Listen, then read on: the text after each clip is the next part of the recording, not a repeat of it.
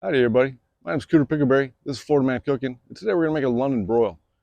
So London Broil, if you don't know what that is, it's not a type of meat, it's beef, but it can be a chuck steak or it could be a piece of flank steak, whatever. It's more to do with the method of cooking it.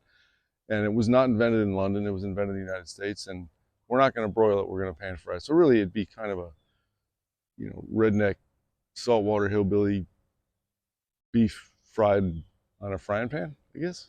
Instead of London broil, but it's actually kind of London broil because what we're gonna do with the marinade and everything. So anyway, long story short, thanks for joining us. We'll be underway shortly here. Welcome aboard.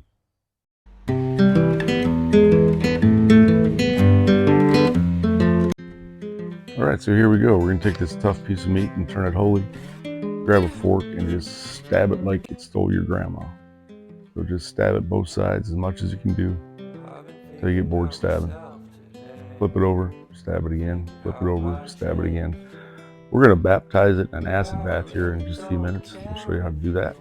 But first of all, good several hundred holes in this thing to help break up the fibers in the meat and make it a little bit more tender.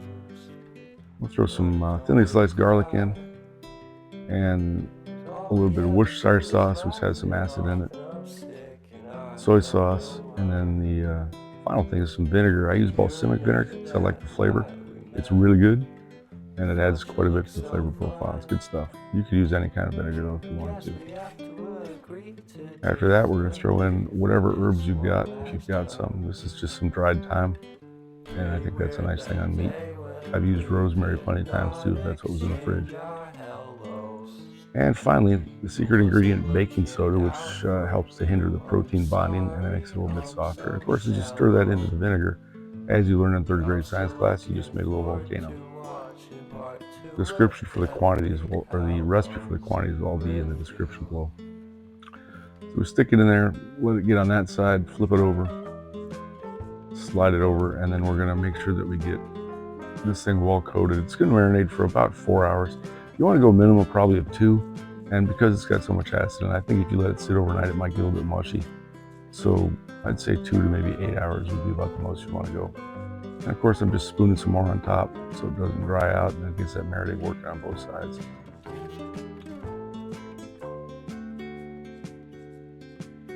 Very simple, very easy. Stick it in the fridge. About the halfway point or whatever you're gonna marinate, go ahead and flip it over again and then do the same thing. Spoon the top side back up.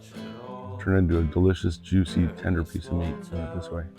And we do this a lot. This goes on sale relatively cheap and you can feed a whole family with one big chunk of meat. So works good. You can also cook it on a grill, smoke it, do whatever you want. Once you're ready to be done with the marinade, you want to get rid of the marinade in the pan. And you can turn that into gravy with a little bit of flour and a little bit of butter if you choose to. If you don't choose to, that's okay too. You can just discard it. But the enemy to a good sear is moisture. It just steams if you got moisture all over it. So we're going to dry this piece of meat off using a little bit of salt and a little bit of paper towel. And of course, there's still a little bit of moisture left in that pan, so I'm going to pull that out and stick it on a dry plate, flip it over, and get the other side as well.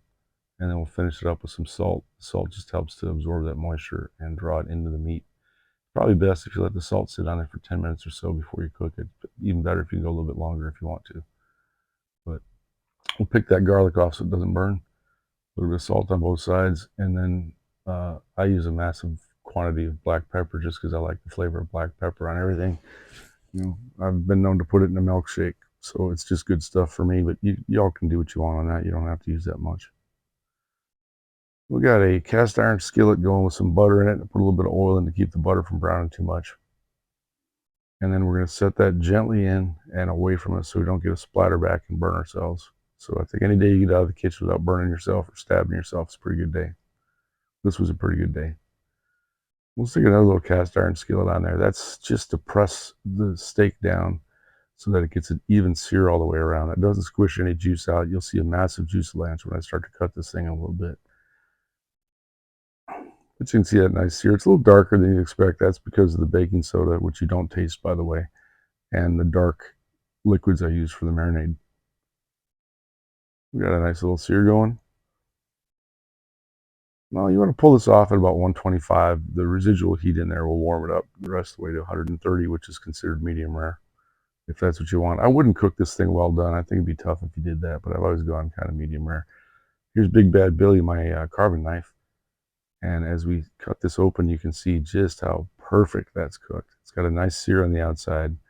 The inside is warm and red, and you can see there's a lot of juice in there. So we didn't squish all the juice out with that cast iron skillet like some people tend to think we do. There's still plenty in there. It was moist and delicious. And I forgot to take a taste of it in front of the camera, which is something I usually try to remember to do. But you'll see the feral hogs were circling this meat. It smelled delicious. And I was a little hesitant to do much there because I thought that the white one there, that's Pickles McFlipper, would jump up on the counter, smile at me, and eat all my meat. She's been known to do that. She's gorgeous, but she's a little bit evil when it comes to beef. She loves the stuff. So give it a good cut. You don't want to serve it on that cutting board. Also, you want to make sure the cutting board has a groove in it to collect all the juice because it spills quite a bit.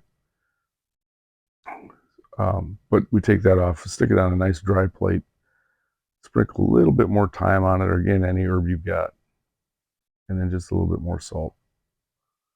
And we serve it up. That's it. I hope you all liked it. Please like and subscribe. Helps the channel grow. We really appreciate that. Yeah, see the aggression from Pickles. She's ready to kill me to eat my meat. Hey, my wife is going to applaud us out. If you hit the ring the bell for us, you'll be notified of any future videos. God bless you all. Thanks for joining us. Hope to see you again soon. Y'all take care.